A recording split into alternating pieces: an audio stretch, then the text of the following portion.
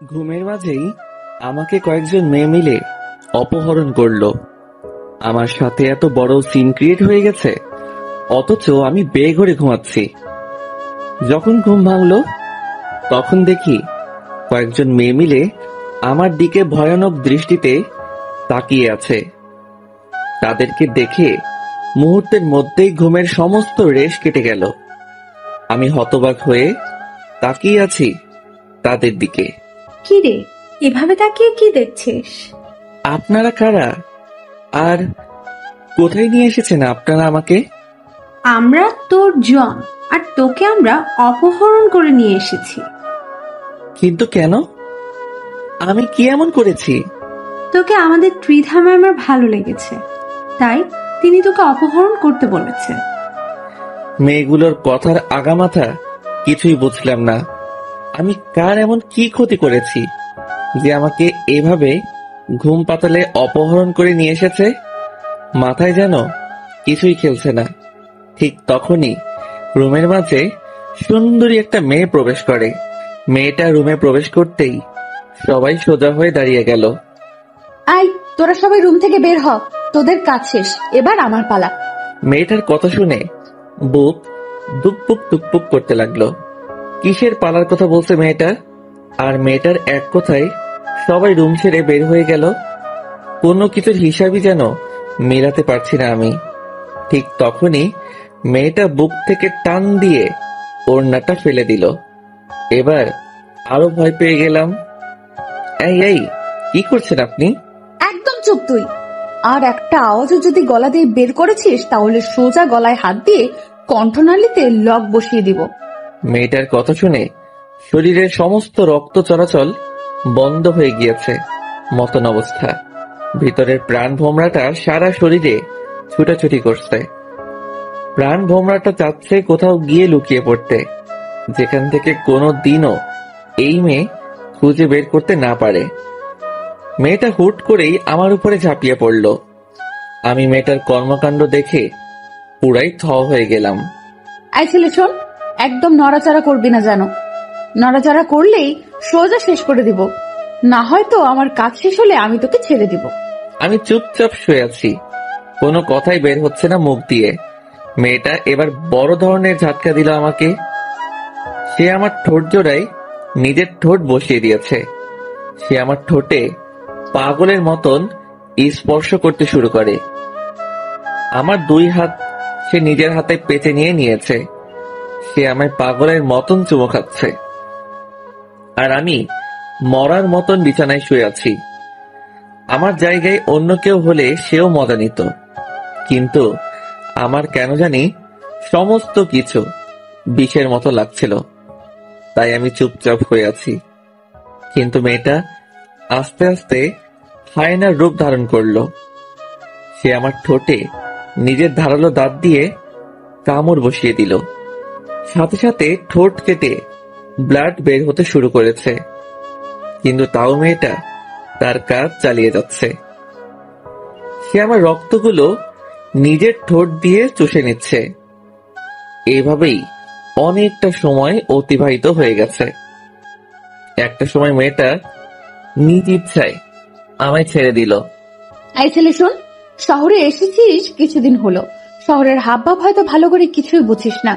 তো শোন, কারোর সাথে ইটিস পিটিস করতে যাবি না, আর কেউ তোর সাথে ইটিস পিটিস করতে আসলেও বলবি যে তোর উপরে ত্রিধার হাত পড়ে গেছে। মেয়েটার কথা শুনে আবারও একটা শক খেলাম। আমি শহরে নতুন এসেছি, সেই বিষয়ে মেয়েটা জানলো কি করে? আর তাছাড়া কে এই মেয়ে? তবে নাম তো জানিয়ে দিল যে ত্রিধা। তবে এই নাম ছাড়া তো মেয়েটার বিষয়ে আর বেশি কিছু জানি না। না, মেয়েটার সম্পর্কে জানা দরকার। আচ্ছা, আপনাকে একটা কথা বলার ছিল। হ্যাঁ বল। আমার উপরে কি কারণে এই অত্যাচার? আই ছেলে, তোর সাহস তো কম না, তুই আমাকে কারণ জিজ্ঞেস করিস? তুই কি জানিস আমি কে? না, জানি না, তাই তো জিজ্ঞেস করলাম। দেখ, মাথা খারাপ করিস না। এই শহরে আমার মুখের উপরে কথা বলবে এমন কেউ নেই, তবে তুই যেহেতু জানতে চাইছিস তাহলে কিছুটা বলি তোকে। শোন, তোকে আমার ভালো লেগেছে, তাই তোর উপরে অধিকার খাটিয়েছি। শোন, আমি ছাড়া অন্য কোনো নারী যেন তোর সংস্পর্শে না আসে, না হয়তো প্রাণ হারাবি। কিছুই বললাম না মেয়েটাকে আর, কারণ বলার মতন কিছুই নেই মেয়েটাকে। এতদিন ধরে দেখে এসেছি যে ছেলেরা মেয়ের উপরে জুলুম আর অন্যায় করে, কিন্তু আজ তার উল্টো দেখলাম। হয়েছে, এবার চলে যা তুই। আমার গাড়ি তোকে তোর বাসা অবধি ছেড়ে দিয়ে আসবে। আমি বিছানা ছেড়ে উঠে পড়লাম। মেয়েটা আমায় রুমে ছেড়ে দিয়ে চলে গেল। আমিও রুম থেকে বের হয়ে গেলাম। রুম থেকে বের হতেই দেখি বাসার সামনে গাড়ি দাঁড় করানো। ত্রিধা নামক মেয়েটা কি এই গাড়ির কথা বলেছে, যে এই গাড়ি আমায় বাসায় ছেড়ে দিয়ে আসবে? কিছুই বুঝে উঠতে পারছি না, তাই গাড়ির সামনে দাঁড়িয়ে আছি। তখনই গাড়ির ভিতর থেকে ড্রাইভার চেঁচিয়ে উঠল, এই বেটা, গাড়িতে উঠিস না কেন? তোরে কি ইনভাইট দিয়ে গাড়িতে উঠাতে হবে নাকি? লোকটার কথা শুনে বুঝে গেলাম ত্রিধা নামক মেয়েটা এই গাড়ির কথাই বলেছে। আর কিছু না ভেবে গাড়িতে উঠে গেলাম। লোকটা গাড়ি স্টার্ট করতেই সেই সুন্দরী মেয়ে ত্রিধা সজোরে চেঁচিয়ে উঠল, আই ড্রাইভার, গাড়ি থামা। ত্রিধার কথা শুনে ড্রাইভার গাড়ি বন্ধ করে দিল, আর ত্রিধা সোজা ভিতর থেকে বের হয়ে এসে ড্রাইভারের কলার চেপে ধরে। আই বেটা, তোকে কে সাহস দিয়েছে ওর সাথে এইভাবে কথা বলার? তোর সাহস তো দেখছি অনেক বেড়েছে। না কিছু বলি না রেখে পিছে পাকনা গজিয়েছে। ম্যাম, আমার ভুল হয়ে গেছে, আজকের পরে এমন আর হবে না। আজকের মতো সাবধান করে দিলাম, পরের বার থেকে ওর সাথে যদি কোনো ধরনের বাজে ব্যবহার করিস তাহলে সোজা পিঠের চামড়া উঠে ফেলবো। মনে রাখবি, সে আমার অনেক কাছের মানুষ। মেয়েটার এমন ধারা আচরণ দেখে বেশ অবাক হলাম, কিন্তু কিছু না বলে গাড়িতে উঠে গেলাম। ড্রাইভার গাড়ি ড্রাইভ করে আমায় বাসায় ছেড়ে দিয়ে আসলো। আমি বাসায় নামতেই দেখি মুন্না দাঁড়িয়ে আছে। কি রে, তুই এতটা সময় কোথায় ছিলি? আর তোর ঠোঁটের এই অবস্থা কেন? আরে একটা সমস্যা হয়েছে, তাই সেটা সেরে আসলাম। কি সমস্যা? শহরে আসলি 2 দিন হলো না, তার মাঝে সমস্যায় জড়িয়ে গেলি? আরে না, তেমন কোনো সমস্যা না। আচ্ছা বাদ দে এখন ওসব কথা, আগে বল কলেজের কি অবস্থা? আমি অ্যাডমিশন করিয়ে দিয়েছি তোকে, কাল থেকে কলেজ শুরু করিস। আচ্ছা। বাট একটা কথা মাথায় রাখিস, কলেজে অনেক সমস্যায় পড়তে হবে তোকে। একটা মেয়ে আছে কলেজে, সে খুব ডেঞ্জারাস। আর তাছাড়া সিনিয়র কিছু আছে যারা অল টাইম র্যাগিং দেয়, তাদের থেকেও একটু সাবধানে থাকিস। আর পরোক্ষভাবে কারোর সাথে ঝামেলা করিস না। আরে সমস্যা নেই, আর আমি কার সাথে ঝামেলা করব? আমার পোশাক আশাক দেখলেই তো মানুষ আমার থেকে অনেক দূরে সরে যাবে। আমার মতন ছোট লোকের সাথে ওসব কেউ করবে না। আকাশ, তুই নিজেকে এতটা ছোট করিস কেন? হ্যাঁ, তুই কি মানুষ না নাকি? আর তাছাড়া তোর সাথে আজ 1 বছর ধরে পরিচয় আমার। আমি জানি তুই মনের দিক দিয়ে অনেক বড়, সো নিজেকে একদম ছোট করবি না। আচ্ছা ঠিক আছে। তারপর মুন্নার সাথে অনেকটা সময় বাসায় বসে আড্ডা দিলাম। তারপর সে চলে গেল। আর সবার তো মোটামুটি আইডিয়া হয়েই গিয়েছে যে আমি এই শহরে নতুন। তাহলে আসুন পরিচয়টা দিয়ে আর একটু ক্লিয়ার করে দেই। আমার নাম আকাশ মাহমুদ, অনার্স 2য় বর্ষে পড়াশোনা করছি। পরিবার বলতে কেউ নেই আমার, তবে মানুষের কাছে এটুকু শুনেছিলাম যে আমার মা আর বড় বোন নাকি বেঁচে আছে, তবে তারা কোথায় থাকে কেউ জানে না। তাদের কোনো ঠিকানাই কারোর কাছে নেই। আমি ছোট থেকে একজনের কাছে মানুষ হয়েছি। তিনি আমার মায়ের মতোই ছিলেন, কিন্তু কিছুদিন আগে তিনি মারা গিয়েছেন। তাই সেই শহর ছেড়ে এখানে চলে এসেছি, কারণ সেই শহরটা আমার জন্য যন্ত্রণাদায়ক হয়ে উঠেছিল।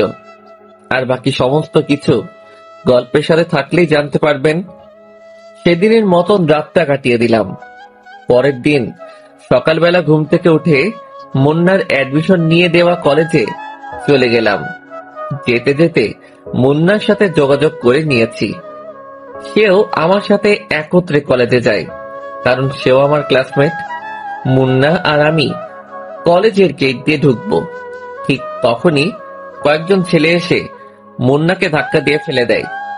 এই ছেলে, তাড়াতাড়ি এখান থেকে চলে যা, কলেজে নতুন মুরগি এসেছে, তাই তাকে র্যাগিং দিব। আর তুই যাতে কোনো রিয়াক্ট না করিস, তাই আগ থেকেই পানিশমেন্ট দিয়ে দিলাম। ছেলেগুলোর কথা শুনে মুন্না সেখান থেকে চলে গেল। মুন্না যেতেই ছেলেগুলো আকাশকে ঘিরে ধরলো। কি রে ছোট লোকের বংশধর, তুই এই কলেজে চান্স পেলি কি করে রে? তোর জামা কাপড়ও তো আমাদের মতো অতটা হাই কোয়ালিটির না। আমি চুপচাপ নিচের দিকে তাকিয়ে দাঁড়িয়ে আছি। কি রে, তোর কথা কানে যাচ্ছে না? হ্যাঁ, কথার জবাব দে। আকাশ কোনো কথা না বলায় ঠাস করে আকাশের গালের মধ্যে চড় বসে দেয় সেই ছেলেটা। আকাশ থাপ্পড় খেয়েও চুপ, সে গালে হাত দিয়ে দাঁড়িয়ে আছে। যাক, সম্মান দিতে জানিস তাহলে। কথা না বলায় একটা থাপ্পড় মেরেছি, কথা বললে আরো কয়েকটা খেতি। চুপচাপ থাকায় একটাই থাপ্পড় মারলাম। তবে তুই এই কলেজে আসায় আমাদের একদিকে লাভ হয়েছে, কারণ আমরা একজন পার্সোনাল কাজের ছেলে পেয়ে গেছি। তোকে যখন তখন কাজে লাগাতে পারবো। এই কি বলিস তোরা? হ্যাঁ দোস্ত, তুই ঠিক বলেছিস। এই শোন, আজ থেকে তুই আমাদের কর্মচারী। আমাদের জন্য সব সময় নাস্তা পানি আনা নেয়া তুই এই করবি। আর এখন শোন, আমার পা অনেক ব্যথা করছে, পাগুলো টিপে দে দেখি। ছেলেগুলোর কথা শুনে মেজাজটা চরম লেভেলের খারাপ হচ্ছে, কিন্তু কিছুই করার নেই। র্যাগিং করতে বাধা দিলে আরো সমস্যা করবে, তাই চুপচাপ ওদের কথা মেনে নিলাম। ছেলেটার পা টিপে দেওয়ার জন্য মন স্থির করলাম। ঠিক তখনই কয়েকটা মেয়ে এসে ছেলেগুলোকে বলল, এই যে শোনেন ভাইয়ারা, আপনারা ওকে কোনো ধরনের র্যাগিং দিবেন না, কারণ সে ত্রিধার অনেক কাছের লোক। শ্রীধার কাছের লোক হলে আমরা কি করব? মুরগি হাতে পেয়েছি, তাকে র্যাগিং না দিয়ে থামবো না? আর তাছাড়াও এই ছোট লোক শ্রীধার কাছের মানুষ হয় কি করে? আমরা এইসব বানোয়াট কথা বিশ্বাস করি না। শ্রীধা এসে যদি এই কথা বলে যে সে তার কাছের লোক, তাহলে আমরা তাকে ছেড়ে দিব। আচ্ছা, আমরা ত্রিধাকে বলছি। মেয়েগুলো গিয়ে তিদাকে বলে। একটু পর তিদা ছেলেপিলেগুলোর কাছে আসে। আই, তোদের সমস্যা কি রে? কোনো সমস্যা নেই আমাদের, আমরা নতুন মুরগি পেয়েছি তাই র্যাগিং দিচ্ছি। তোদেরকে একবার বললাম যে হয়নি, যে সে আমার কাছের লোক। মানে কি ত্রিধা, এই ছোট লোক তোমার কাছের কেউ? এই কথা যেন কোনো মতেই বিশ্বাস করতে পারছি না। তোদের বিশ্বাস হচ্ছে না তো? দাঁড়া, তোদের বিশ্বাস করাচ্ছি। তিদা আকাশের কাছে এসে ওকে জড়িয়ে ধরে সবার সামনে তার ঠোঁটের মধ্যে কিস বসিয়ে দেয়। এই দৃশ্য দেখে পুরো কলেজ হাঁ করে তাকিয়ে আছে আকাশ আর তিধার দিকে। পুরো কলেজের সকলকেই তাক লাগিয়ে দিছে তিধার এমন কর্মকাণ্ড। সবার চোখ জোড়া কপালে উঠে গেছে তিধার আচরণে। কিছুক্ষণ পর তিধা আকাশকে ছেড়ে দেয়। কিরে, এবার বিশ্বাস হলো তো? তিধার প্রশ্নের উত্তর দেওয়ার পরিস্থিতিতে যেন কেউ নেই, সবাই হতভম্ব হয়ে দাঁড়িয়ে আছে। কিরে, সবার মুখের বুলি কোথায় গেল? ত্রিধা, কি করে সম্ভব এমনটা? কি করে সম্ভব সেটা তো নিজের চোখেই দেখলি, তাহলে এবার ছাগলের মতো চেঁচাচ্ছিস কেন? তিদার কথা শুনে সবাই চুপচাপ হয়ে যায়, কারণ তিদার মুখের উপরে কথা বলবে এমন কারোর বুকের পাটা হয় নাই। এই ছেলে, চল তুই আমার সাথে। তিদা আকাশের হাত ধরে টানতে টানতে একটা জায়গায় নিয়ে গিয়ে বসায়। আকাশ চুপচাপ বসে আছে। শোন, কলেজে সবাই জেনে গেছে যে তোর উপরে ত্রিধা হক জমিয়েছে। আজকের পর আর কেউ সাহস করবে না তোর সাথে বেয়াদবি করার। আর তোর গাল লাল হয়ে আছে কেন? তার মানে কি সেই ছেলেগুলো তোকে র্যাগিং দিয়েছে? আমি চুপচাপ দাঁড়িয়ে আছি, কোনো কথা না বলে। জলদি কথার আনসার না পেলে চরম রাগ উঠে আমার। প্রথমবারের মতন মাফ করে দিলাম, তো এবার বল যে সেই ছেলেগুলো কি তোকে র্যাগিং করেছে?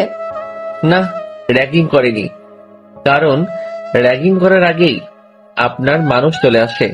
তবে থাপ্পড় মেরেছে তারা আমায়। খুব লেগেছে তাই না তোর? তুই টেনশন নিস না, ওদের কি হাল করে সেটা খালি তুই দেখতে থাক। আচ্ছা শোন, চোখটা অফ কর একটু।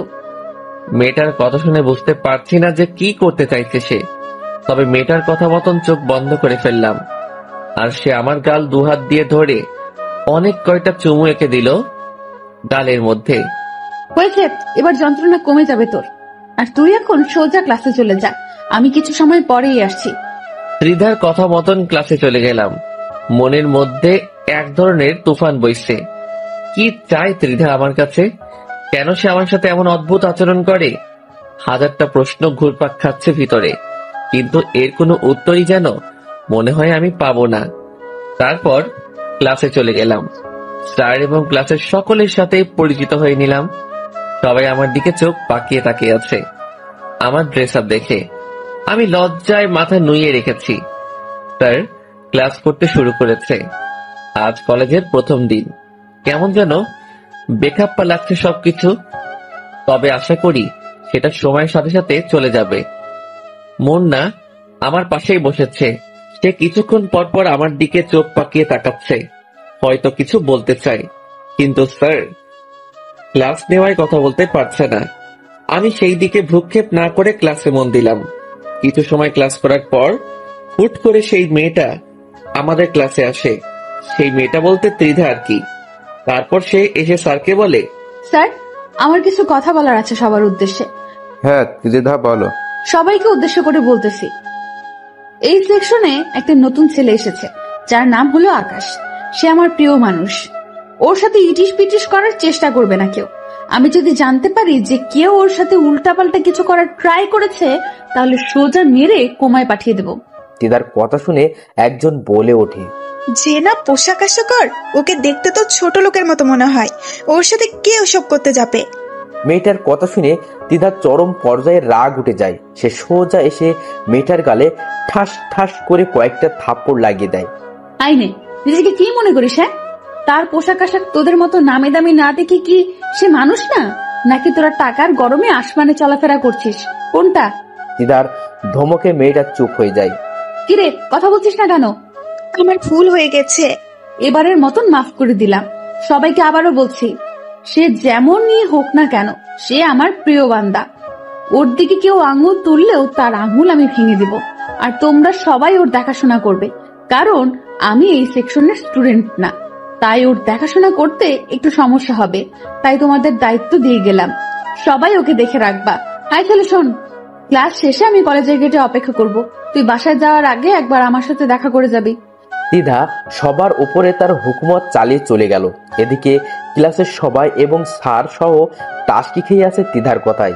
কারোর মুখে কোনো সাউন্ড নাই, আর সাউন্ড করবেই কি করে? দিদার কথায় পুরো ক্যাম্পাস চলে। দিদার কাছে কলেজের সিনিয়ররাও র্যাগিং খায়। ক্লাসরুমটা পুরো নিস্তব্ধ হয়ে গেছে মুহূর্তের মধ্যে। স্যার ক্লাসের পরিবেশ ফিরিয়ে আনতে লেকচার দেওয়া শুরু করে। সবাই স্যারের লেকচার শোনায় মন দেয়। দেখতে দেখতে অনেক কয়টা স্যার এসে এসে ক্লাস শেষ করিয়ে গেল। ছুটির ঘন্টা বাজিয়ে দিয়েছে। সবাই টেবিল থেকে নিজের ব্যাগ উঠিয়ে কাঁধে নিয়ে নিল। তারপর যে যার মতন চলে যেতে শুরু করলো। আচ্ছা আকাশ, একটা কথা বলতো, দ্বিধা তোকে নিয়ে কি শুরু করেছে? আর কিসের প্রিয় মানুষ দাবি করেছে তোকে? সে তো আমি নিজেও জানি না কোথাকার প্রিয় মানুষ, কোনখানের প্রিয় মানুষ। তুই যদি নাই জানিস, তাহলে ক্লাসরুমে এসে এভাবে সবাইকে শাসিয়ে গেল কেন? আরে মুন্না, সত্যি আমি কিছু জানি না। আচ্ছা, না জানলে আর কি করা, চল এবার বাড়ি চলে যাই। মুন্না, তোর কি মনে নেই যে সে আমায় ক্লাস শেষ করে দেখা করতে বলেছে? ও হ্যাঁ, যা গিয়ে দেখা করে আয়। আচ্ছা, আমি গিয়ে দেখা করে আসছি, তুই একটু দাঁড়া। মুন্নাকে দাঁড় করিয়ে রেখে ত্রিধার কাছে চলে গেলাম। কলেজের মোট দুটো গেট, একটা দিয়ে আমরা বের হব, আরেকটা দিয়ে সেই সুন্দরী ত্রিধা নামক মেয়েটা বসে আছে। ত্রিধার কাছে যেতেই বড় ধরনের একটা শক খেলাম। ত্রিধা সেই ছেলেগুলোকে মেরে সারা শরীরে মায়ের ছাপ টুকে দিয়েছে। শুধু তাই নয়, ছেলেগুলোর শরীরে কোনো কাপড়ই নেই, শুধু আন্ডারওয়্যার পরে সবাই লাইন ধরে দাঁড়িয়ে আছে। কি হলো তো তোদের শাস্তি? বলেছিলাম না ওদের অবস্থা আমি খারাপ করে দেব? তো দেখ, দিয়েছি ওদের অবস্থা খারাপ করে। তোর গালে থাপ্পড় দেওয়ার ফল ওরা পেয়েছে। মেয়েটার কথা শুনে বুকটা ধড়ফড় করছে। কি করে সম্ভব এসব? সে কলেজের সবার উপরে নিজের হুকুম মতো চালাচ্ছে। কেউ ভয়ে তার মুখের উপরে একটা কথাও বলছে না। সবকিছু যেন মাথার উপর দিয়ে যাচ্ছে আমার। কি রে, কথা বলছিস না যে? আচ্ছা থাক, কথা বলতে হবে না। তুই একটা কাজ কর, তুই গা থেকে শার্টটা খুলে ফেল। ত্রিধার কথা শুনে চমকে উঠলাম। কি সব বলছে এই মেয়ে আমাকে? আমি চুপ করে দাঁড়িয়ে আছি। কি রে, কথা কানে জানি তোর? তোকে বলেছি গা থেকে শার্টটা খুলতে। আমার অনেক লজ্জা লাগছে, প্লিজ আমাকে এভাবে শাস্তি দিয়েন না। আমি কোনো ভুল করে থাকলে আপনি আমার গায়ে হাত তুলতে পারেন। আকাশের কথা শুনে দ্বিধা এবার সেই রকমের রেগে যায়। সে আকাশের কলার ধরে এক টান দিয়ে তার শার্ট ছিঁড়ে ফেলে। কথা বেশি বলিস যে, এটা তার ফল। ভালোই ভালোই আমার কথা শুনলে এমনটা করতে হতো না আমাকে। সো এবার দেখি, আমার কাছে আয়। আমি ঠায় সেখানে দাঁড়িয়ে আছি, লজ্জায় মাথা কাটা যাচ্ছে মতন অবস্থা। আশেপাশে যারা ছিল সবাই আমার দিকে চোখ পাকিয়ে তাকিয়ে আছে। তুই কি আমার কাছে আসবি নাকি আবার অন্য পন্থা অবলম্বন করতে হবে আমাকে? ত্রিধার এমন কথা শুনে তাড়াতাড়ি ওর কাছে চলে গেলাম। না হয় এবার কি করে বসবে কে জানে। তার কাছে যেতেই সে আমার কোমরে তার 2 হাত দিয়ে পেঁচিয়ে ধরলো। তারপর বুকের মাঝখান বরাবর পাগলের মতন চুমু খেতে শুরু করলো। যাদেরকে ত্রিধা শাস্তি দিয়েছে তারা চোখ পাকিয়ে তাকিয়ে আছে আমাদের দিকে।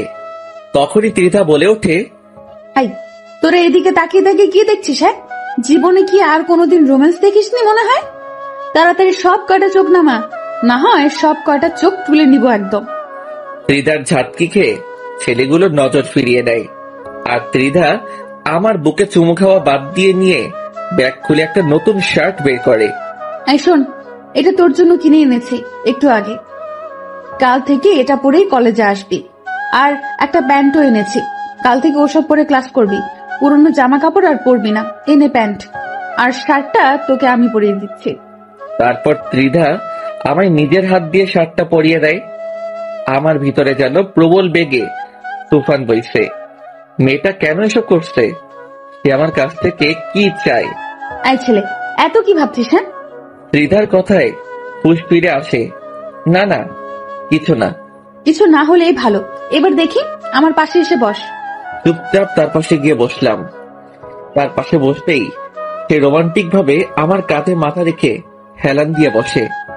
মেয়েটার আচরণ দেখে আমি যেন কোনো এক শূন্য মহাশয় ভাসছি, যেখানে কোনো কিছুর অস্তিত্ব নেই, যেখানে আছে শুধু এই মেয়ের আশ্চর্যজনক ভালোবাসা। আচ্ছা শোন না, ওদেরকে কি মাফ করে দিব?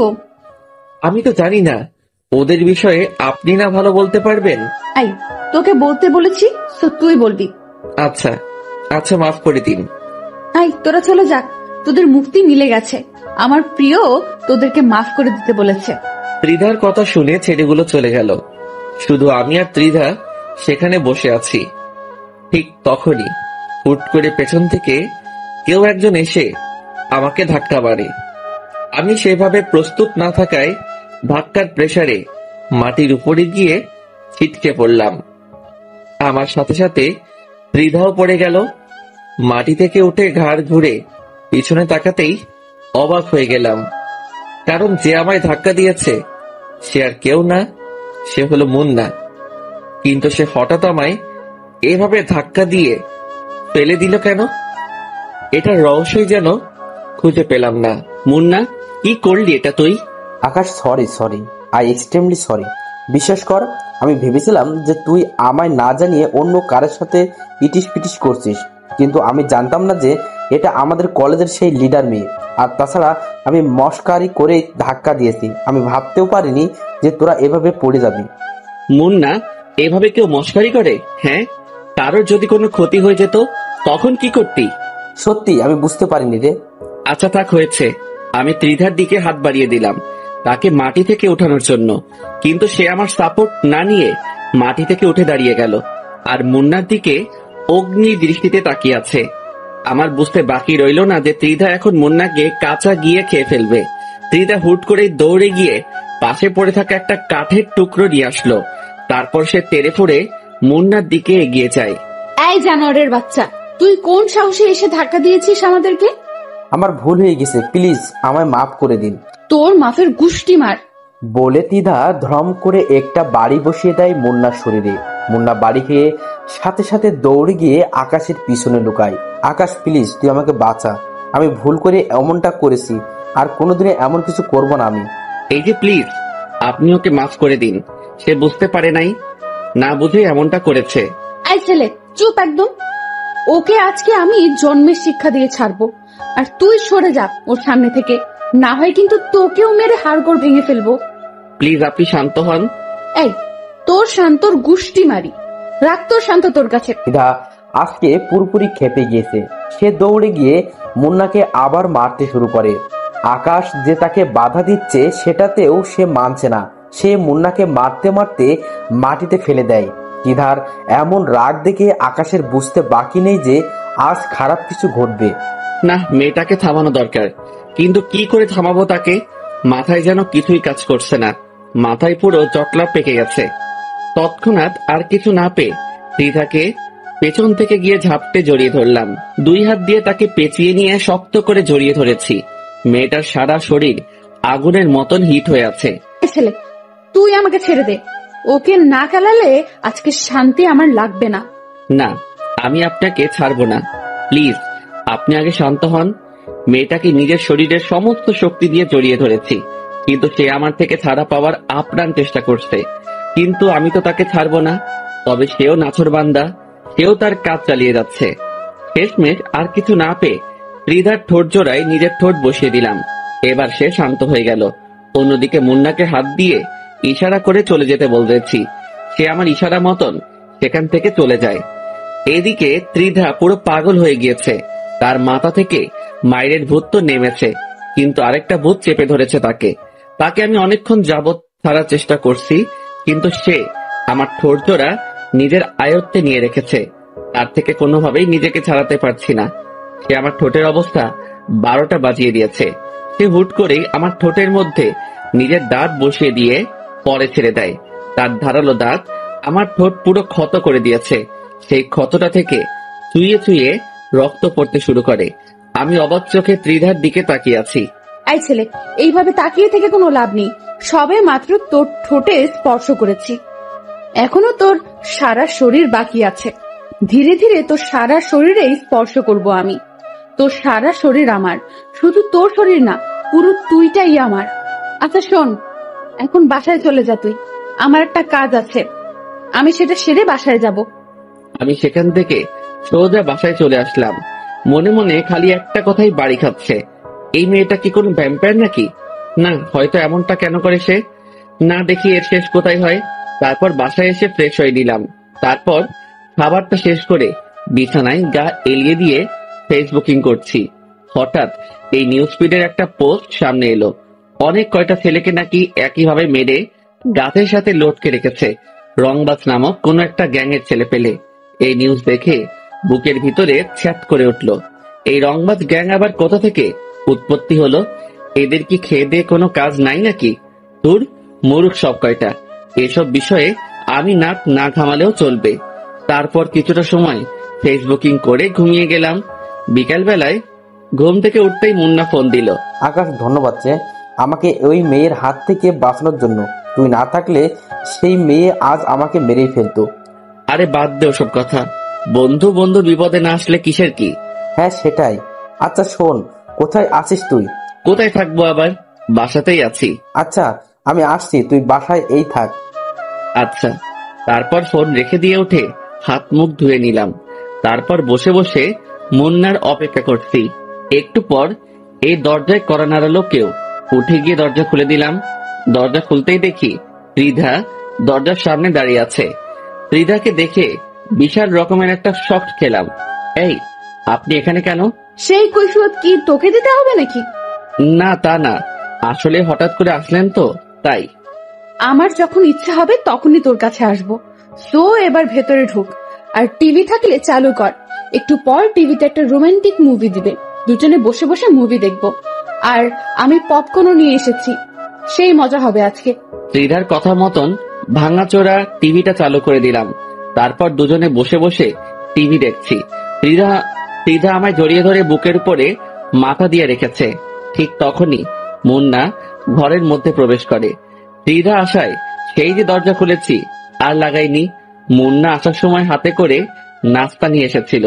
সে ত্রিধাকে দেখে নাস্তাগুলো সেইভাবেই ঘরের মধ্যে ফেলে রেখে এক দৌড়ে ঘর ছেড়ে পালিয়ে যায়। এই বেয়াদব ছেলে, ওই ছেলে তোর বাসায় কেন এসেছে? সে আমার বন্ধু হয়, তাই এসেছে। তো এইভাবে দৌড়ে পালালো কেন? আপনাকে দেখে। যা, ওকে গিয়ে ধরে নিয়ে আয়। ওকে ধরে এনে আমার সামনে হাজির কর। ত্রিধার কথা মতন বাসা থেকে বের হয়ে মুন্নাকে ফোন দিলাম। এই মুন্না, কই তুই? তোকে ত্রিধা বাসায় আসতে বলেছে, তাড়াতাড়ি বাসায় আয়। আকাশ, আমায় কি মেরে ফেলার প্ল্যান করছিস নাকি তোরা? আরে কি সব বলছিস? হ্যাঁ, তোকে আমরা মেরে ফেলতে যাব কেন পাগল? ত্রিধা তোকে ওর সামনে নিয়ে যেতে বলেছে। তো তুই বাসায় আয়, আর তোর কিছুই হবে না। আমি আছি, তুই আমার উপরে ভরসা রাখতে পারিস। আচ্ছা আসছি। কিছুক্ষণ পর মুন্না বাসায় আসে। তাকে নিয়ে ত্রিধার কাছে গেলাম। আই, এই যে শোন, তোর বেয়াদবির শাস্তি তোকে ভালোভাবে দিতে পারিনি, তো এখন তুই আমাদের জন্য কফি বানা কিচেনে গিয়ে। আমি আর আকাশ বসে বসে মুভি দেখবো। আমি তো কফি বানাতে পারি না। পারিস কি পারিস না সেটা তোর ব্যাপার। তোকে বলেছি কফি বানিয়ে আনতে, তো কফি বানিয়ে আন, না হয়তো তোর রক্ত কফির মগে নিয়ে পান করব। দিদার কথা শুনে মুন্না তাড়াতাড়ি কফি বানাতে চলে যায়। অন্যদিকে আকাশ গিয়ে তিধার পাশে চুপ করে বসে পড়ে। কিরে, তোর সমস্যাটা কোথায়? কই, কিসের সমস্যা? তুই এভাবে বসেছিস কেন? শুরুতে কি এভাবে বসেছিলি? না। তাহলে আগের মতো আমায় জড়িয়ে ধরে বস। ত্রিধার কথা মতন ওকে আবার জড়িয়ে ধরলাম। সেও আমায় জড়িয়ে ধরে বুকের মধ্যে মাথা রাখলো। ভিতরে কেমন যেন এক ধরনের তুফান বইছে। মনে হচ্ছে যেন নিজের প্রিয় মানুষটাকে বুকে জড়িয়ে নিয়ে রেখেছি, কিন্তু সত্যি তো এমনটা না। কারণ ত্রিধার চাওয়া পাওয়া কি সেটাই বুঝতে পারছি না। এসব নিয়ে ভাবছিলাম, তখনই মুন্না কফি বানিয়ে নিয়ে এলো। ত্রিধা মুন্নার হাত থেকে কফি নিয়ে এক চুমুক দিতেই তার চেহারার রং পরিবর্তন হয়ে যায়। সে কফির মগ আর কফি সহ ফিক্কা দিয়ে ফেলে দেয়। তোদের দিয়ে আসলেই কোনো কাজ হবে না, তুই আসলেই একটা গাধা। তোর মতন গাধা দুনিয়ার জন্য একটা বোঝা।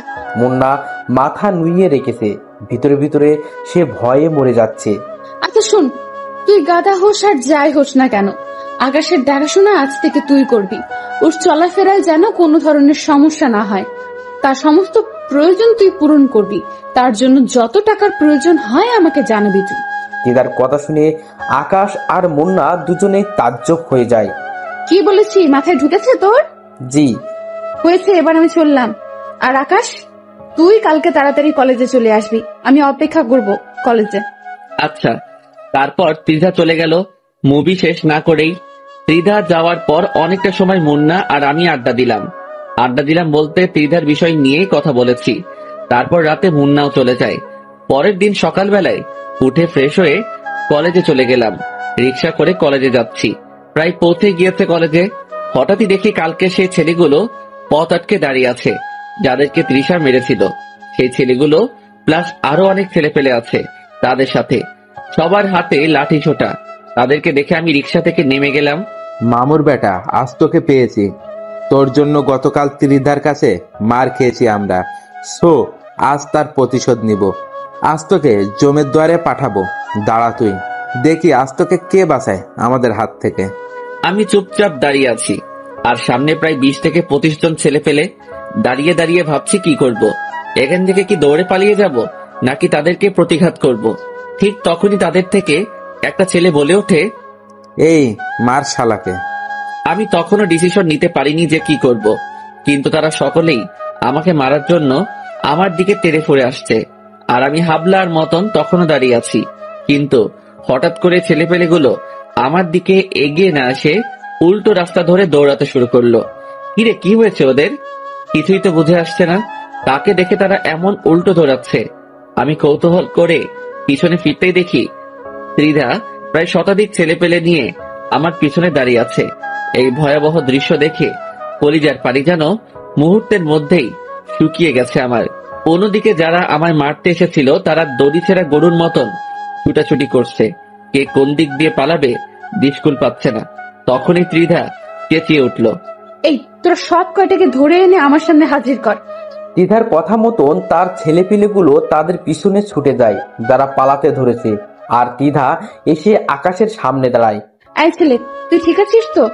হ্যাঁ, আমি ঠিক আছি। ভাগ্যিস, আর একটু দেরি করলে অনেক বড় সমস্যা হয়ে যেত। আল্লাহ বড় বাঁচিয়েছে তোকে, যে আমি সময় মতো চলে এসেছি। কিন্তু ওদেরকে আমার হাত থেকে কেউ বাঁচাতে পারবে না। আমার ছেলে পেলে ওদেরকে ধরে আনতে গেছে, ওদের পিঠের চামড়া আমি আজকে তুলে ফেলবো। দিদা আকাশের সামনে দাঁড়িয়ে আছে। দিদার ছেলেপিলেরা একটু পর ফিরে আসে। আপু, ওদের একটাকে ধরতে পেরেছি, বাকি সব কয়টা পালিয়ে গেছে। আচ্ছা, সমস্যা নেই, যাকে ধরে এনেছিস আগে তার হিসেব নিকেশ করি।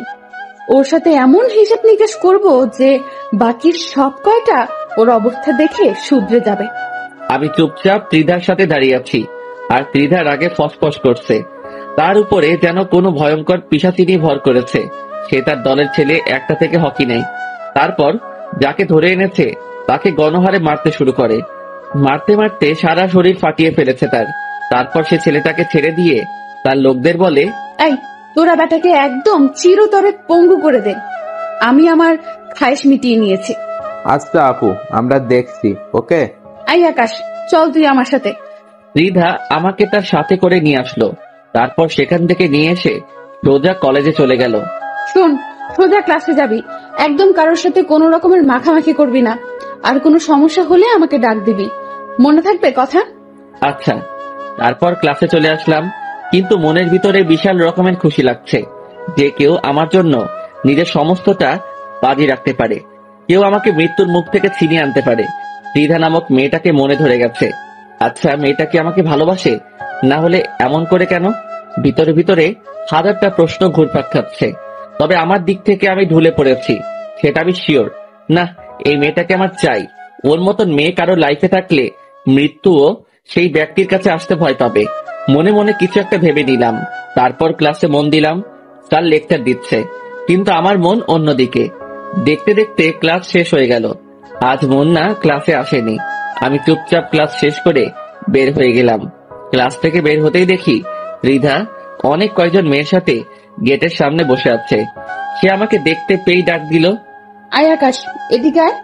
আমি সোজা চলে গেলাম তার কাছে, গিয়ে তার পাশে চুপচাপ বসে পড়লাম। সে আমায় ব্যাগ থেকে পানির বোতল বের করে দিল। নে, এটা খা, অনেক সময় তো ক্লাস করে এসেছিস। আমি ভদ্র ছেলের মতন পানির বোতলটা হাতে নিয়ে গটগট করে সবটা খেয়ে ফেললাম। ত্রিধার সাথে মেয়েগুলো আমার দিকে তাকিয়ে আছে। আয় ছেলে, তুই এতগুলো পানি খেলি কোন কারণে? নাস্তাগুলো খাবি কি করে এখন? আমি চুপচাপ মেয়েটার দিকে তাকিয়ে আছি। এইভাবে তাকিয়ে লাভ নেই। পানি খেয়েছিস তো খেয়েছিস, নাস্তা শেষ করার আগে যদি উঠেছিস তাহলে সোজা খবর করে দেব। নে খা, হা কর এবার। আমি তাজ্জব হয়ে গেলাম মেয়েটার কথায়। হা করে তাকিয়ে আছি মেয়েটার দিকে। সত্যি, মেয়েটাকে যত দেখছি ততই অবাক হচ্ছি। কি রে, কথা কানে যায়নি তোর? কি বলেছি আমি? আমি তাড়াতাড়ি হা করলাম। সে ব্যাগ থেকে নাস্তা বের করে নিজের হাতে খাওয়াতে শুরু করলো। এদিকে আমার ভিতরে ভালোবাসার জোয়ার বয়ে চলেছে। ইস, মেয়েটা কি রকম কেয়ার করে আমার। সে নিজের হাতেই সবটুকু খাবার আমাকে খাইয়েছে। আমাকে খাওয়া দাওয়া শেষ করিয়ে নিজের ওড়না দিয়ে মুখ মুছে দেয়। সেটা দেখে তার সাথের একজন মেয়ে বলে ওঠে, ত্রিধা, তুই কি পাগল হয়ে গেছিস? সে কখন থেকে দেখছি তুই এই ছোট লোকটার খাতির যত্ন করছিস। তোদের মাঝে কি কিছু চলছে নাকি? আমাকে বলতো। সাদিয়া, মুখ সামলে কথা বল। ওকে নিয়ে একটা বাজে কথাও না। আর তার সাথে আমার কিছু চলছে কি চলছে না তা দিয়ে তোদের কাজ কি? বাপরে, তুই তো দেখি অনেক পরিবর্তন হয়ে গেছিস ত্রিধা। এই ছেলে কি এমন জাদু করেছে তোকে? তুই আমাদের সাথে এভাবে কথা বলছিস? সাদিয়া, আবারও বলছি, মুখ সামলে। আর তোরা এখন যা এখান থেকে, ওর সাথে আমার কিছু কাজ আছে। ওকে, ঠিক আছে, চলে যাচ্ছি। কিন্তু মনে রাখিস, এই ছেলে তোর মান ইজ্জত ডুবাবে। সেটা সে সময় দেখা যাবে, এখন তোরা যা তো। আমি ত্রিধার ব্যবহার দেখে হা করে তাকিয়ে আছি তার দিকে। যেই মেয়ের এত পাওয়ার, সেই মেয়ে আমার মতন একটা ছ্যাঁচড়ার পিছনে ঘুরছে। শুধু তাই নয়, সেই মেয়ে আমার জন্য তার ফ্রেন্ডদেরও পিছু দিতে দুবার ভাবেনি। তার মানে কি মেয়েটা সত্যি আমাকে ভালোবাসে, না এটার পিছনে কোনো ধরনের চক্র চলছে? কে জানে। না, এটা যাচাই বাছাই আমাকে করতেই হবে। আই ছেলে, কোথায় হারিয়ে গেলি তুই? না, কোথায় হারাবো? দেখি, আর একটু কাছে এসে বস, আমি একটু নেশা করব। মেয়েটার কথার আগামাথা কিছু বুঝলাম না, তবে আমি তার সামনে গিয়ে বসেছি। সে হুট করেই ঠোঁট জোড়ায় স্পর্শ করে বসে। মেয়েটার এমন ধারা কাজ দেখে বুঝতে বাকি রইল না যে সে এটাকেই নেশা বলেছে। মেয়েটা চুমু খেয়ে চলেছে, কিন্তু আজ আমিও চুপ নেই। আমিও আজ তার সাথে সাড়া দিচ্ছি। এতদিন সে আমায় প্রেসার দিয়ে আমার ঠোঁটেই স্পর্শ করেছে, কিন্তু আমি কোনো সাড়া দেইনি। কিন্তু আজ কেন জানি তার উল্টো করলাম। আজ তার মোহে পড়ে গেছি। পাগলের মতন চুমু খাচ্ছি দুজন দুজনকে, কিন্তু হুট করে সে আমাকে ধাক্কা দিয়ে সরিয়ে দিল। আই ছেলে, বাসায় চলে যা তুই। না, আমি যাব না। যাবি না মানে? আমি আপনাকে জড়িয়ে ধরবো। কি পাগল হয়ে গেছিস মনে হয়? না, আমার মতন মাথায় স্ট্রিক্ট তরুণ নড়ে গেছে। সে যাই হবে হোক, আমি জড়িয়ে ধরবো। কথা যেটা বলেছিস সেটাই। সোজা এখন বাসায় চলে যাবি তুই। আচ্ছা আচ্ছা, ঠিক আছে, যাচ্ছি আমি। তারপর চলে আসতে ধরলাম সেখান থেকে, কিন্তু মেয়েটা আমার পিছন থেকে ডাক দিল, আয় আকাশ, শোন। দৌড়ে চলে গেলাম তার কাছে। নে, জড়িয়ে ধর একটু। তারপর সোজা বাসায় চলে যাবি। ত্রিধার কথা শুনে খুশিতে নাগিন ড্যান্স দিতে ইচ্ছা করছে। তাড়াতাড়ি ত্রিধাকে জড়িয়ে ধরলাম। কিছুক্ষণ জড়িয়ে ধরে সেখান থেকে চলে আসলাম। ত্রিধার কথা মতন সোজা বাসায় এসেছি। বাসায় এসে সেভাবে শুয়ে পড়লাম। শরীর অনেক ক্লান্ত লাগছে আজকে, আর তাছাড়া খেয়েই তো এসেছি।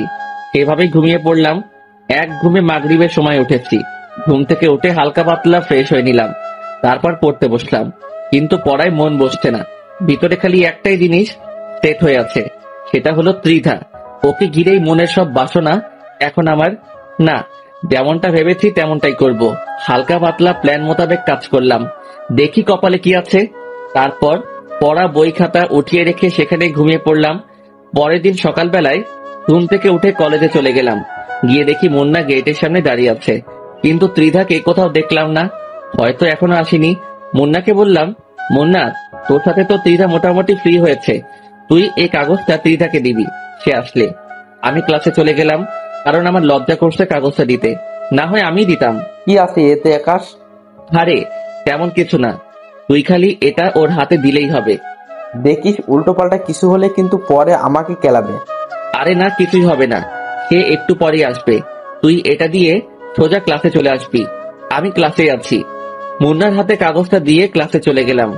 অনেকটা সময় ধরে ক্লাসের ভিতরে অপেক্ষা করছি, কিন্তু মুন্না আসছে না। ঠিক তখনই অনেক কয়টা ছেলে ক্লাসের ভিতরে ঢুকে পড়ে।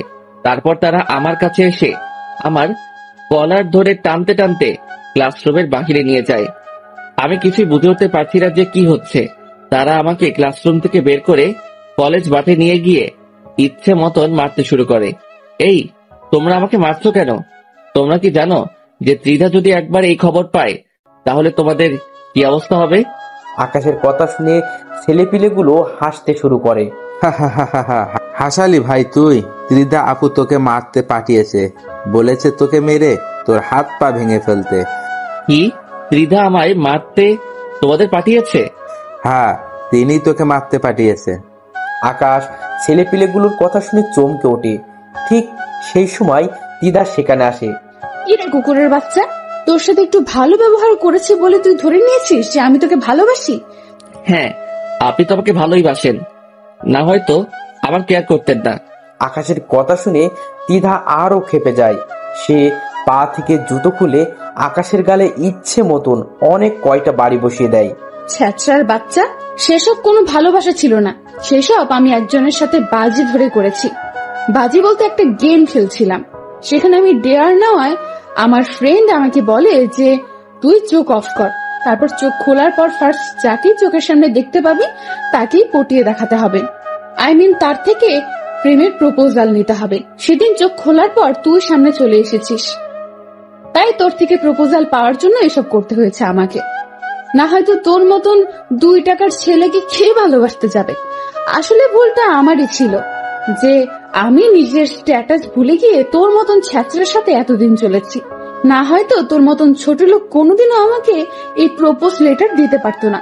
যদিও কি ফিনিশ করেছি, কিন্তু তোর থেকে প্রপোজাল পেয়ে ঘৃণা লাগছে অতিরিক্ত মাত্রায় নিজের কাছে। নিজেকে ভালো করে একবারও আয়নায় দেখেছিস কখনো? নাচতে নাচতে এসেছিস আমাকে প্রপোজ করতে। কোথায় তুই আর কোথায় আমি? আমি হলাম শহরের নাম করা রংবাজ গ্যাংয়ের লিডার, যার পেছনে হাজার হাজার ছেলে ঘুরে। তাছাড়া আমার বাবাও শহরের নামি দামি লোক। আর তুই সেই মেয়েকে প্রপোজ করতে চলে এসেছিস জানোয়ার। মার তোরা বেটাকে, মেরে একদম সারা শরীর ফাটিয়ে ফেলবি ওর। ত্রিধার কথা শুনে কলিজার পানি পুরো শুকিয়ে গেছে। নিজের কাছে নিজেকে এতটা অসহায় লাগছে যা বলে বোঝাতে পারবো না। কিন্তু সে কাজটা ভালো করলো না, আর সে আমায় গ্যাংয়ের পাওয়ার দেখাচ্ছে, দেশের রংবাজ গ্যাংয়ের লিডার। অথচ আমি যদি একবার নিজের ফুল ফর্মে চলে আসি তাহলে সে নিজেই কবর খুঁড়ে নিজেকে নিজেই দাফন করে দিবে। ছেলেপেলেগুলো আমার বেধড়ক মারতে শুরু করে, আর আমি অসহায়ের মতন মায়ের খেয়ে চলেছি। মুন্না পাশেই দাঁড়িয়ে আছে। সে আমায় বাঁচানোর জন্য যে এগিয়ে আসবে সেই সাহস সে করতে পারছে না। তারা আমায় মারতে মারতে সারা শরীর ফাটিয়ে ফেলে, তাও তাদের খায়েশ মিটেনি। আমি পাগলের মতন মাটির উপরে পড়ে গেলাম। এখনই যেন জ্ঞানটা হারিয়ে ফেলবো আমি। ঠিক তখনই একটা ছেলে আমার তলপেট বরাবর সজোরে এক লাথি মারে। লাথিকে মাগো বলে চিৎকার করে উঠলাম। এত ভয়ঙ্কর রকমের যন্ত্রণা হচ্ছিল যে টিকতে না পেরে বমি করে দিলাম। তারা আমার এই ভয়াবহ অবস্থা দেখে মুক্ত করে দিল আমাকে। এই থাক, আর মারিস না ছোট লোকটাকে, না হয়তো পরে সোজা উপরেই চলে যাবে, তারপর আরেক বিপদ বাঁধবে তখন। রিধার কথা মতন ছেলেপিলেগুলো মার বন্ধ করে দেয়। তারপর তারা চলে যায়। তারা চলে যেতেই মুন্না দৌড়ে আসে আকাশের কাছে। এই আকাশ, ঠিক আছিস তো তুই? দেখি, উঠে দাঁড়া। মুন্না আকাশের হাত ধরে তাকে মাটি থেকে উঠায়। এই আকাশ, তোর অবস্থা তো বেশি একটা ভালো না, চল তোকে নিয়ে হসপিটালে যাই। তার কোনো প্রয়োজন নেই, তুই ক্লাসে চলে যা, আর আমি বাসায় চলে যাচ্ছি। এই আকাশ, তুই কি পাগল হয়ে গেলি? হ্যাঁ, তোর শরীরের অবস্থা একবারও দেখছিস তুই? মুন্না, আমি তোকে বলেছি তুই ক্লাসে চলে যা। না, আমি ক্লাসে যাব না, আমি এখান থেকে তোকে নিয়ে সোজা হসপিটালে যাব। এই মুন্না, তোকে আমি বলেছি হসপিটালে যেতে, তুই তারপরেও আমার মুখের উপরে কথা বলছিস কোন সাহসে? খুব জোর চেঁচিয়ে বলে। মুন্না আকাশের ভয়ঙ্কর চেহারা দেখে ভয় পেয়ে যায়। আচ্ছা আচ্ছা, আমি ক্লাসে যাচ্ছি, কিন্তু প্লিজ তুই সোজা গাড়ি নিয়ে বাসায় চলে যা। হ্যাঁ, আমি বাসায় চলে যাব, তুই এখন ক্লাসে যা। আচ্ছা, চললাম। মুন্না ক্লাসে চলে গেল, আর আমি সেখান থেকে চলে আসলাম। মাথা যেন চরকির মতন ঘুরপাক খাচ্ছে, সচ্ছলভাবে হাঁটার শক্তিটাও হারিয়ে ফেলেছি। কিন্তু তাও আমি নিজের জোরে কলেজ থেকে বেরিয়ে গেলাম, কারণ এত পরিমাণ লজ্জা লাগছে নিজের কাছে, যা বলে বোঝাতে পারবো না। তারা যখন আমায় মেরেছে তখন পুরো কলেজ আমার দিকে চোখ পাকিয়ে তাকিয়েছিল। আজকের পর পুরো কলেজ আমায় বাঁকা চোখে দেখবে। সবার চোখে কালার হয়ে গেলাম এই যাত্রায়। রাস্তা দিয়ে হাঁটছি আর এসব কথা ভাবছি, কিন্তু হঠাৎ এই মাথাটা বিশাল রকমের চক্কর দিয়ে উঠল। আমার সমস্ত দুনিয়াদারি ঘুরতে শুরু করলো, চোখে যেন আর কিছুই দেখতে পাচ্ছি না। হুট করেই মাথায় হাত দিয়ে রাস্তার মাঝে বসে পড়লাম। ঠিক তখনই কোথা থেকে যেন অল্প বয়সী একটা মেয়ে দৌড়ে আসে আমার দিকে। এই যে, কি হয়েছে আপনার? আর আপনার সারা শরীরে এইসব কিসের দাগ? আমার মাথা অনেক ঘুরছে আর এসব চোট পেয়ে হয়েছে। দেখি, চলুন আপনি আমার সাথে, পাশেই আমার বাসা, সেখানে কিছুটা সময় রেস্ট নিয়ে বাসায় চলে যাবেন না হয়। ইস, কতখানি লেগেছে আপনার। মেয়েটার কথা শুনে ভিতরটা ফেটে যাচ্ছে, কারণ সেও মেয়ে আর ত্রিধাও একটা মেয়ে। এই মেয়ে আর ত্রিধার ভিতরে আকাশ পাতাল ব্যবধান। কেউ মেরে মানুষের ভিতরটাকে জখম করে দিচ্ছে, আর কেউ সে মানুষটাকে বাঁচানোর জন্য হাই হতাশ করছে।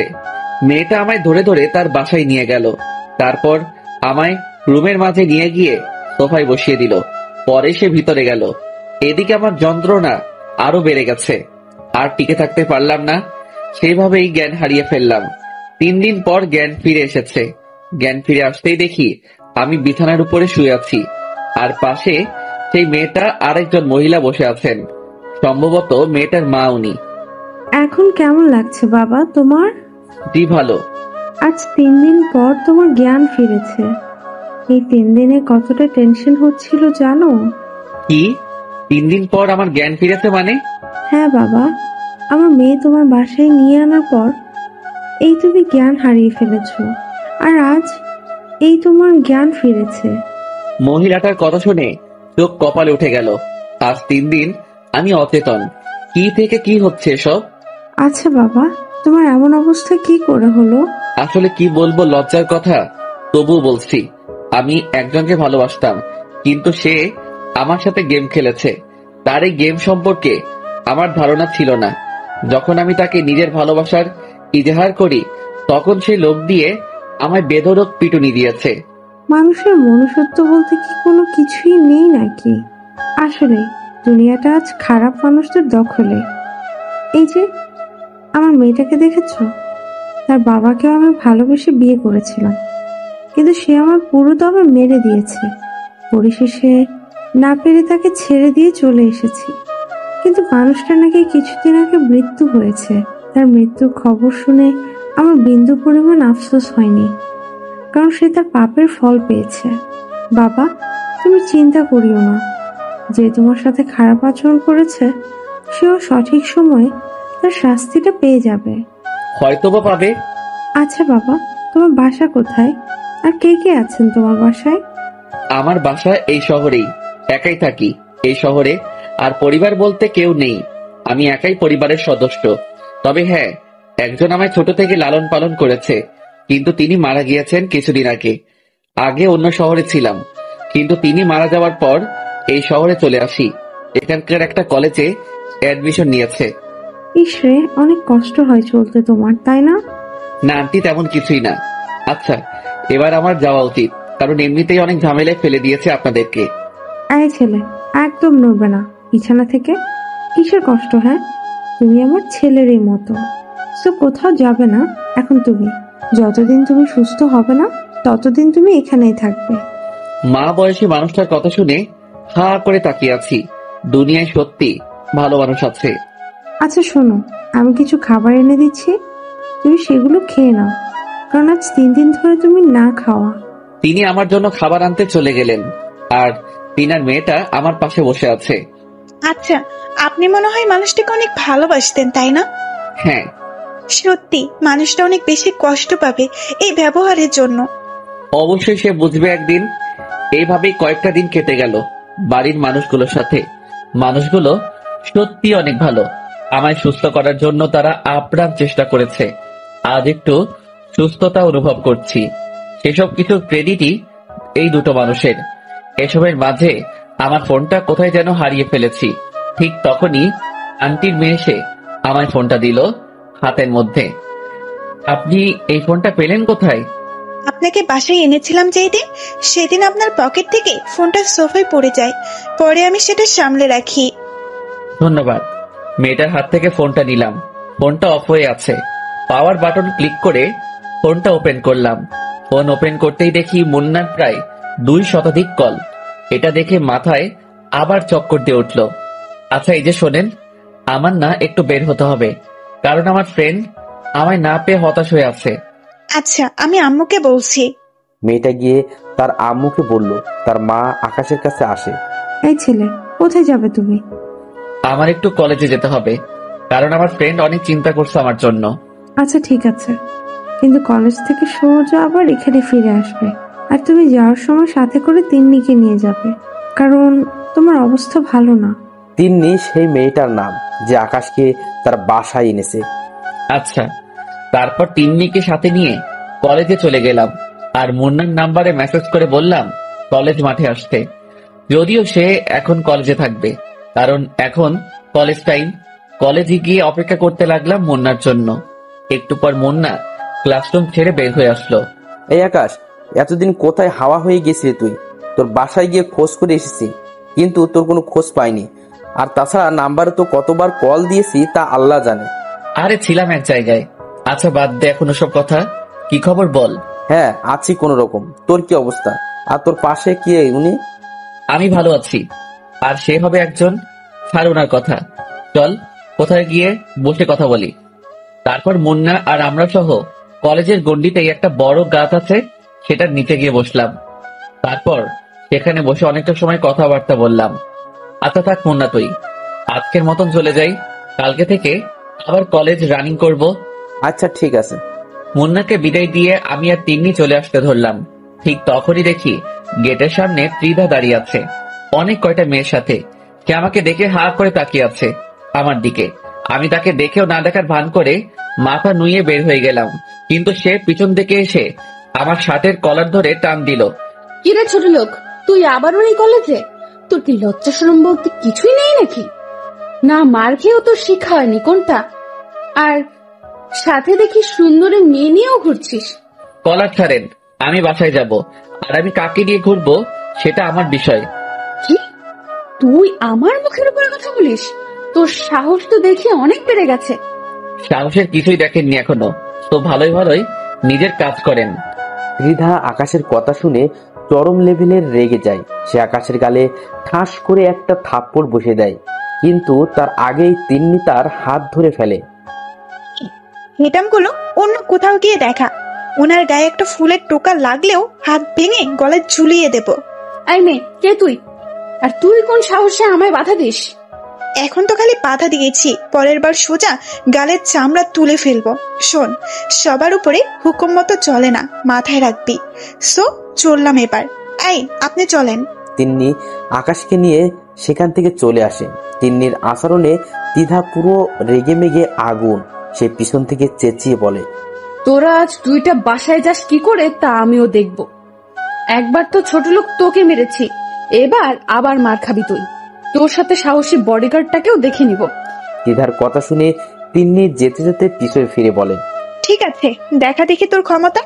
আমিও তোর ক্ষমতা দেখতে চাই। এই যে তিন্নি চলেন, ওর মতন ফালতুমের কথা না ভাবাই ভালো। তারপর তিন্নিকে নিয়ে হাঁটা দিলাম সেখান থেকে।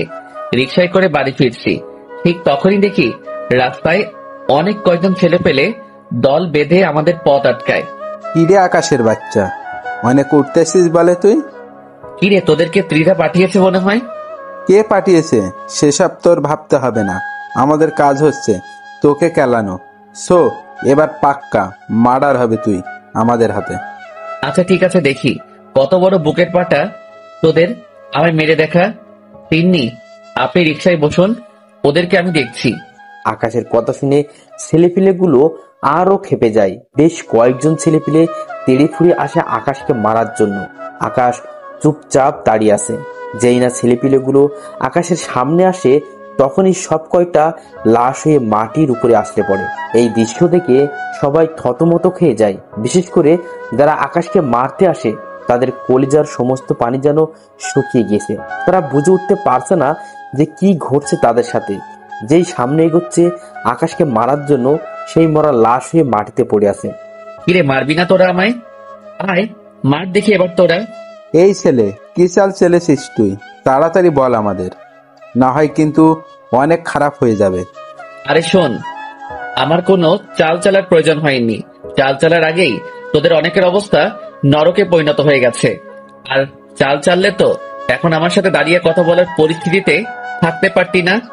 মানে কি? কে তুই? আর আমাদের ছেলেপেলের এমন ভয়ঙ্কর অবস্থা হচ্ছে কেন? আমি কে সেটা শুনলে তোরা নিজেরাই আজরাইলকে ডেকে এনে বলবি তোদের জান কবজ করে দিয়ে যেতে। তুই কিন্তু অতিরিক্ত করে ফেলছিস, এর ফল কিন্তু তোকে ভোগ করতে হবে। আর তুই আমাদের কিছু সংখ্যক ছেলেকে মেরে নিজেকে মহান কিছু দাবি করিস না। মনে রাখিস, এখনো আমার পিছনে অনেক কয়জন ছেলেপেলে দাঁড়িয়ে আছে। আরে পাগলা, তুই আমাকে ছেলে পেলের পাওয়ার দেখাচ্ছিস না? চুপ করে আছি দেখে পেয়ে বসেছিস কোনটা? যেমনটা ভাবিস তুই, কিন্তু এটা পাকাপোক্ত ভাবে লিখে রাখ যে আজ আমার ছেলেপেলের হাতেই তোর মৃত্যু হবে। আচ্ছা ঠিক আছে, সে না হয় তুই মারিস আমাকে, কিন্তু একবার ভালো করে নিজের পিছনে তাকিয়ে দেখতো। আকাশের কথার মতন ছেলেটা পিছনে ফেরে, কিন্তু সে পিছনে ফিরতেই তার নজর সেদিকে আটকে যায়। কারণ সে দেখতে পায় যে তার ছেলেপিলের পিছনে বিশাল একটা রাক্ষসের দল দাঁড়িয়ে আছে। সব কয়টার হাতে মেশিন, যেই মেশিন তারা বাপের জন্মেও চোখে দেখেনি। কিরে, কিছু দেখতে পেলি? আকাশের কথা শুনে ছেলেটা জায়গায় দাঁড়িয়ে থরথর করে কাঁপতে শুরু করে। ভাই, কে তুই? আর দানবের মতো ছেলেপেলে গুলো কে? আগেই তো বললাম যে আমি কে সেটা জানলে নিজেই ইনভাইট দিবি আজরাইলকে। আর দানবের মতন ছেলে পেলেগুলোর কথা বলছিস তো, ওরা তোদের রক্ত চুষতে এসেছে।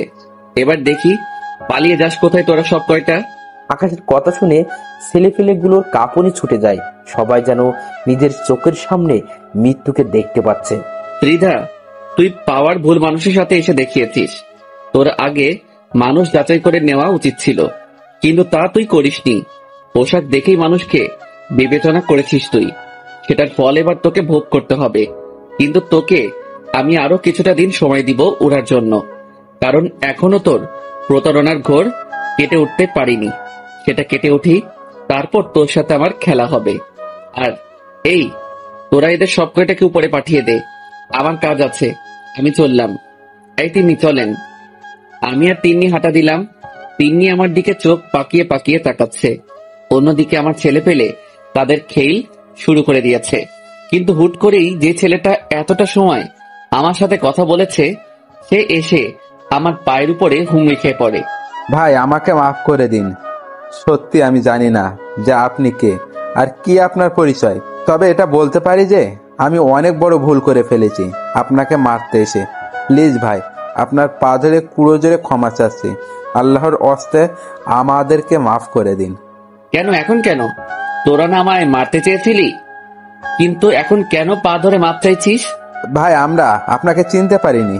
আমি শিওর যে আপনি অনেক বড় মাপের কেউ হবেন, না হয়তো আপনার জন্য এত মানুষ কখনোই আসতো না।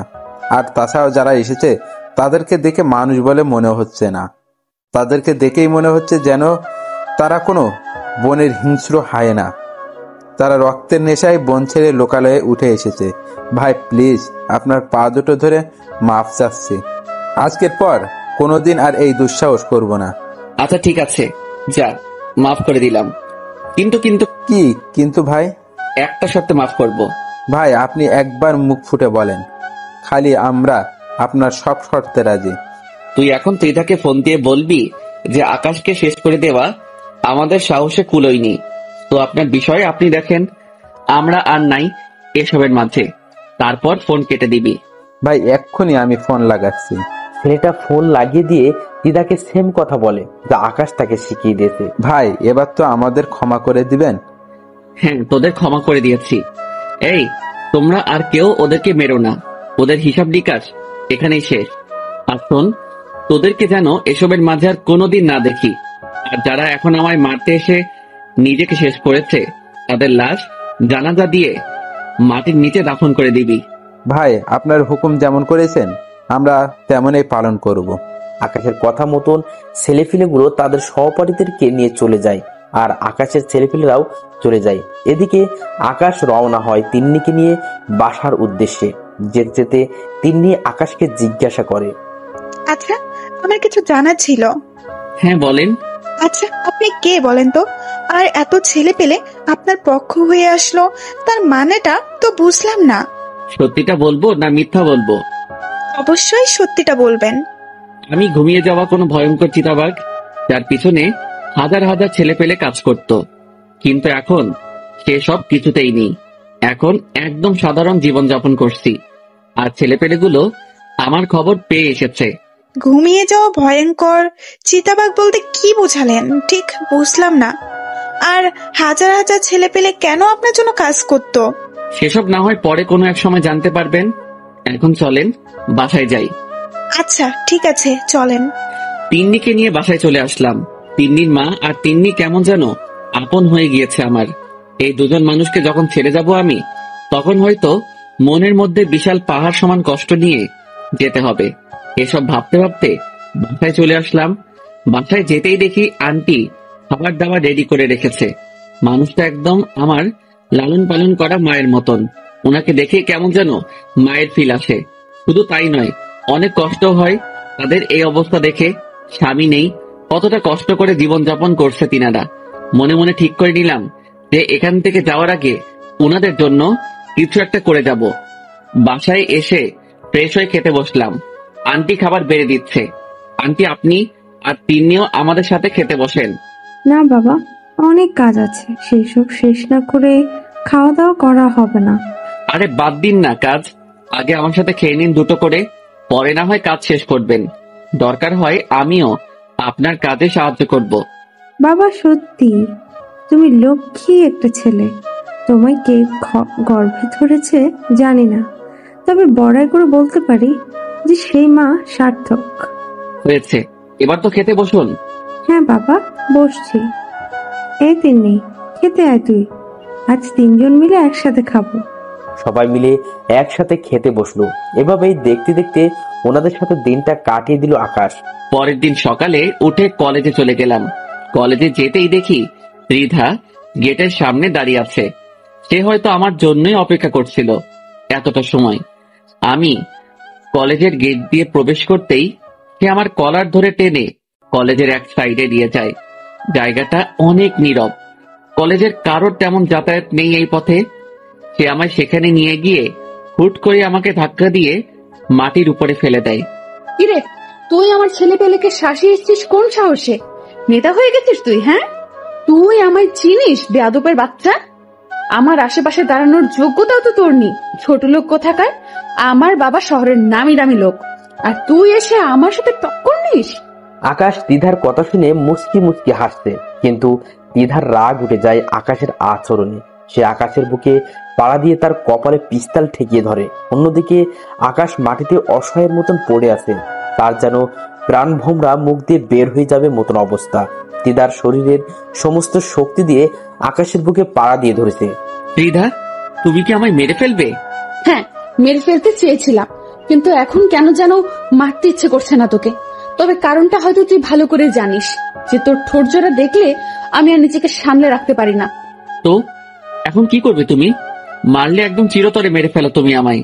প্লিজ আমায় বাঁচিয়ে রেখে যন্ত্রণাগুলো আরো লাঘব করে দিও না। এই ছেলে, আমি কি করব সেটা তুই আমার উপরে ছেড়ে দে। তবে এখন তোর উপরে অত্যাচার করব আমি, আর তুই আমাকে তুমি করে বলছিস কোন সাহসে?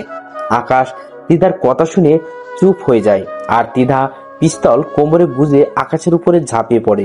সে আকাশের ঠোঁট জোড়ায় নিজের ঠোঁট বসিয়ে দিয়েছে। মুহূর্তের মধ্যেই যেন তিধার হায়নার রূপ ধারণ করে নিয়েছে। সে আকাশের ঠোঁট কামড়ে ক্ষত বিক্ষত করে দিয়েছে।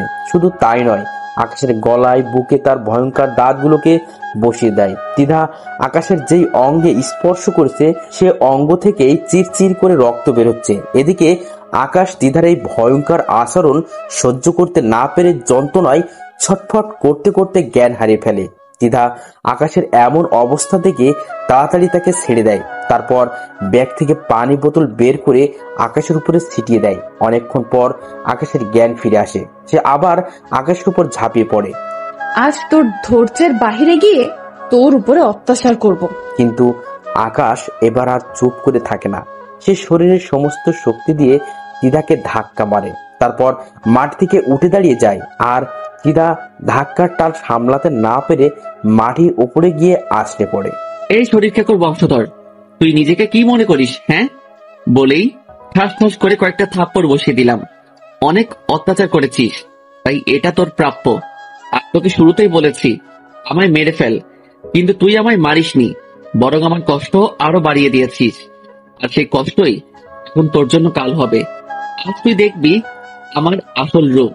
বলেই শরীর থেকে শার্টটা খুলে টিক্কা দিয়ে মাটির উপরে ফেলে দিলাম। তারপর রিধার উপরে ঝাঁপিয়ে পড়লাম অট্টহাসি একটা দিয়ে। হা হা হা হা হা।